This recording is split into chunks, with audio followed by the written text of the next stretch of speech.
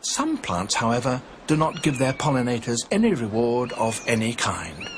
In the warmer parts of Europe lives a whole group that bamboozle their pollinators into thinking that they're going to get a really sensational reward, a sexual one. They're little orchids, and their flowers reproduce remarkably closely the signals that enable a male bee or wasp to recognize a female of the same species. Several have blue patches. One is fringed with what looks like fur. A wasp's wings, in the right light, do flash iridescent blue, and its abdomen is covered with thick brown fur. A female wasp also pumps out an identifying perfume, but the orchid does the same, and the result is irresistible.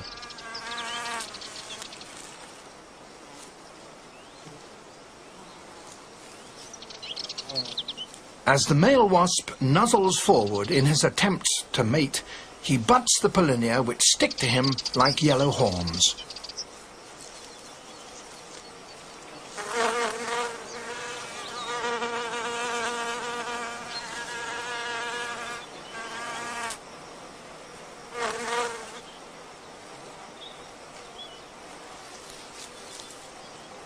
He seems to be well aware that something has happened to him, but there's nothing he can do about it, and he flies off to try his luck elsewhere. Which, of course, is what the orchid requires, because this time he deposits the pollen on another bogus female.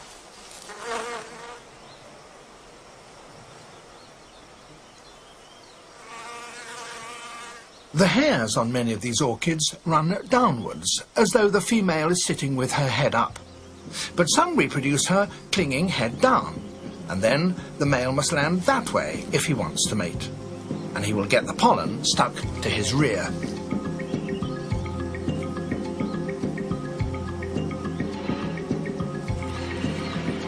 This one too seems fully aware that he's got rather more than he bargained for.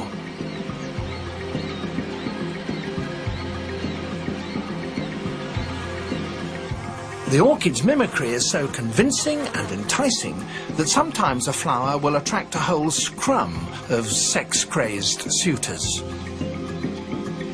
Some are trying to get to the orchid and will inadvertently deliver the pollen. Other males, since there seems to be a full house, attempt to mate with one another.